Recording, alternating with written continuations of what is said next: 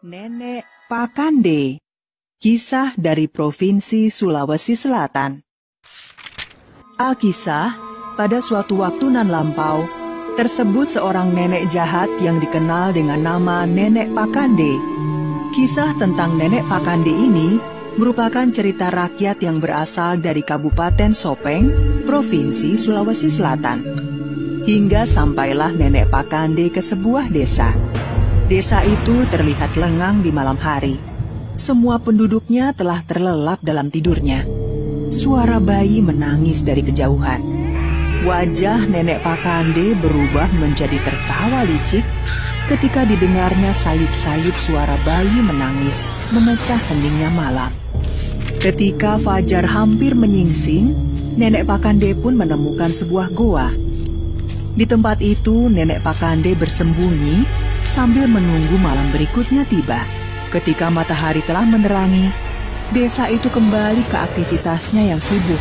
Bermacam-macam hal yang biasa dilakukan oleh para penduduk. Ada yang bertani, berdagang, atau menjadi pandai besi. Ketika matahari telah turun di ufuk barat, pelan-pelan, kesibukan di desa itu pun ikut beristirahat. Para penduduknya telah kembali ke rumah masing-masing.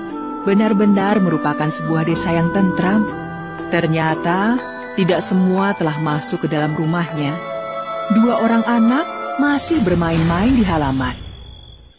Kalian cepatlah masuk ke dalam rumah dan segera mandi. Ibu akan menyiapkan makan malam. Namun, 2 anak itu masih asik bermain hingga tidak memperhatikan perintah ibunya. Tanpa disadari oleh kedua anak itu, sepasang mata nan jahat mengawasi mereka. Melesat cepat dan tanpa disadari oleh siapapun, Nenek Pakande menyambar kedua anak itu dan membawanya kabur. Tolong! Tolong! Ada yang membawa lari anakku! Ada apa kau berteriak-teriak? Tolong! Tolong! Ada yang membawa lari kedua anakku! Apa kamu tidak salah lihat? Tidak, aku masih waras. Tolonglah, ada yang membawa lari kedua anakku. Apa kamu ini tidak sedang mengigau? Sepertinya apa yang dikatakannya benar. Ayo, kita cari anak-anak itu. Sampai larut malam, para warga berusaha menemukan 2 anak yang hilang itu. Namun hasilnya masih nihil. Karena tidak kunjung menemukan 2 anak yang hilang itu, para warga sepakat melapor ke tetua desa. Ada apa kalian malam-malam datang kemari? Warga desa itu kemudian menceritakan hilangnya 2 anak kecil yang sampai sekarang belum berhasil mereka temukan. Kumpulkan lagi para warga lainnya. Ayo kita lanjutkan pencarian sampai ketemu. Pencarian itu pun berlanjut. Semakin banyak warga yang dipanggil untuk membantu proses pencarian. Hingga kemudian, hari menjelang pagi. Pencarian ini kita tunda sebentar. Pulanglah kalian untuk makan dan istirahat. Ketika nanti hari sudah benar-benar terang, berkumpullah di balai desa. Tapi Bapak Tetua belum tidur. Kenapa tidak besok saja kita lanjutkan? Bagaimana aku bisa tidur, sedangkan ada rakyatku yang tertimpa celaka? Kau pikir pemimpin macam apa aku ini? Sudahlah, ketika hari sudah terang, bawa semua warga berkumpul di halaman balai desa. Ketika hari sudah benar-benar terang, semua warga berkumpul di halaman balai desa. Tetua desa bersiap memberikan perintah pencarian. Tiba-tiba saja, Pak Tetua, tolong, bayiku hilang. Tenanglah dulu, ceritakan, bagaimana bayimu bisa hilang? Semalam bayiku tidur di sampingku. Ketika bangun pagi tadi, tiba-tiba bayiku sudah tidak ada. Aku sudah mencarinya kemana-mana.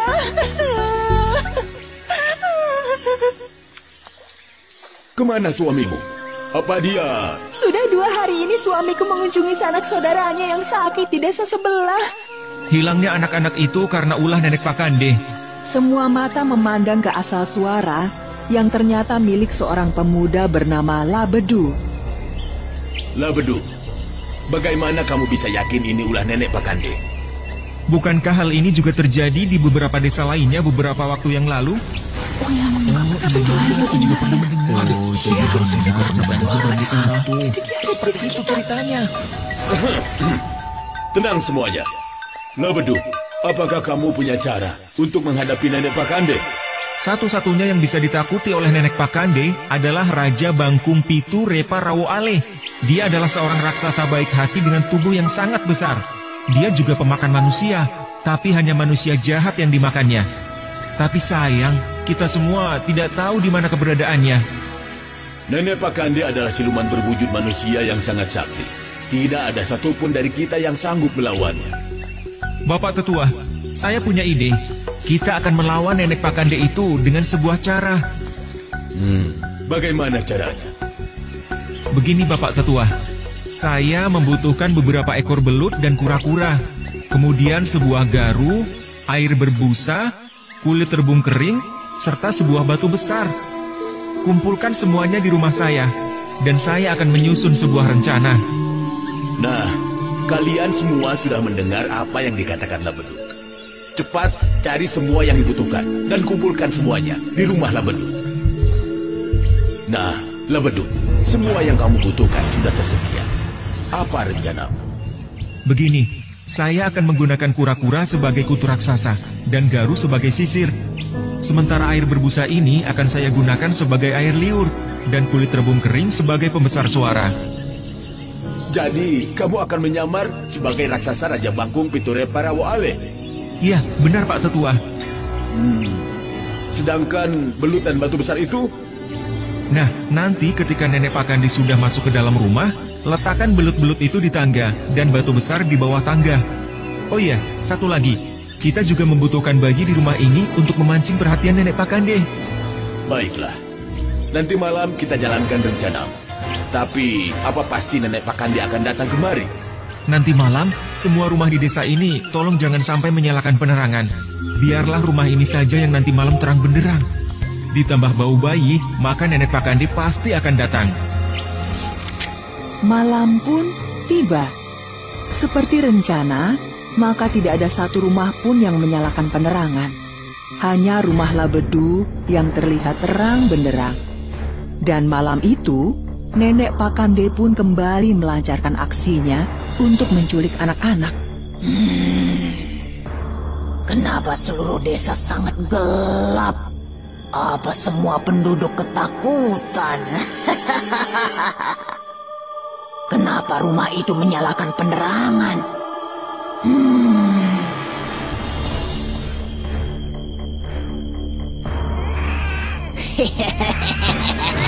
Ada bayi. Ada bayi. Sedangkan bayi di dalam kamar dijaga sangat ketat oleh dua orang warga. Nenek Pakande tanpa merasa curiga langsung masuk ke dalam rumah. Dia terlihat senang mencium aroma bayi. Sementara itu, dua orang warga meletakkan beberapa ekor belut di tangga dan sebuah batu besar di bawah tangga. Nenek Pakande yang sedang mencari tempat bayi itu dikejutkan oleh sebuah suara. Hai Nenek Pakande, menyingkirlah dari tempat ini. Bayi itu dalam perlindunganku. Siapa kamu? Berani sekali menghalangiku. Kamu tidak mengenalku? Apakah kamu sudah lupa dengan Raja Bangkung Pitu Repa Rawo Ale? Tidak mungkin kamu Raja Bangkung Pitu Repa Rawo Ale. Aku peringatkan kamu, hei Nenek Pakande. Aku tetap tidak percaya. Nenek Pakande, kau benar-benar membuatku marah. Kepalaku mulai panas dan kutu-kutu itu jatuh ke lantai. Mendengar suara kura-kura jatuh berserakan dan garu yang dibanting, Nenek Pakande pun mulai ketakutan. Pergilah jauh-jauh dan jangan pernah kembali lagi ke sini. Baik. Aku pergi. Seolah-olah masih tidak percaya dengan yang dihadapinya, Nenek Pakande yang ketakutan pun berjalan keluar. Dia berjalan mundur sambil terus melihat sosok besar di depannya yang terlihat besar dan menyeramkan di dalam gelap. Namun, aduh, kepalaku. Nenek Pakande yang tidak menduga rencana para warga untuk menjebaknya itu pun terperangkap. Kepalanya yang membentur batu dengan sangat keras akhirnya membuatnya mati. Setelah memastikan Nenek Pakande tidak bangun lagi, mereka pun segera melihat dari dekat mayat Nenek Pakande. Lihat, Nenek Pakande sudah mati. Kita harus merayakan keberhasilan kita malam ini. Jangan merayakan apapun. Kita berhasil membunuh Nenek Pakande, tetapi tidak bisa mengembalikan anak-anak itu kepada ibunya. Labedu, menurutmu mayat nenek ini harus kita apakan? Dikubur atau dibakar? Untuk mencegah resiko apapun, mayat Nenek Pakande itu kita bakar saja. Kita harus memastikan bahwa dia sudah menjadi abu. Sepak terjang Nenek Pakande itu pun berakhir sudah. Para warga desa pun membakar mayatnya dengan api yang sangat besar untuk memastikan mayat Nenek Pakande sudah menjadi abu.